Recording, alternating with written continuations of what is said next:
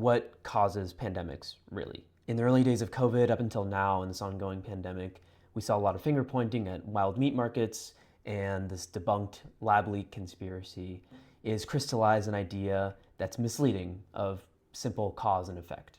I recently wrote a story for Sequencer in the Sick Times in which I spoke with a biologist who studies the global factors that drive pandemics as well as climate change. He's called this narrative an insidious misconception that there's way more cause and effect than there actually is. A simple accident that can explain how a pandemic spills over to humans. But the reality is nowhere near that simple. 4 key global drivers that play a role in pandemics. You have land use, agriculture, climate change, and wildlife use. All these things affect biodiversity and the frequency at which diseases emerge. Some of these connections might seem obvious or even inevitable. We're not going to be doing away with our factory farming system anytime soon, and that's kind of the point.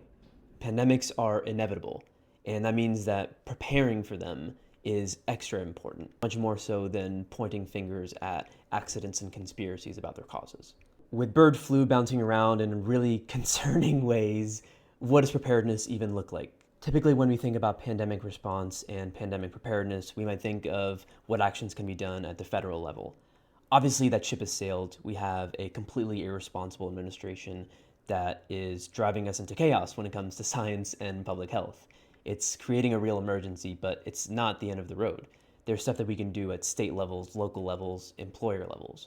So preparedness, what does it look like? It can look like diagnostics and vaccines available as quickly as possible.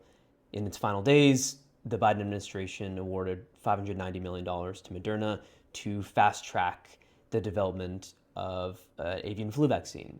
It looks like paid sick leave for anyone and everyone, especially people who work on the front lines. For avian flu, that would be people who work on farms, people who work in meat processing. Workers' rights are an important part of pandemic preparedness, and that's not something that has to come from the federal government. When preparedness is good, it looks a lot like prevention. If you want to support more reporting like this, head over to Sequencer and the Sick Times. Thanks. Stay safe.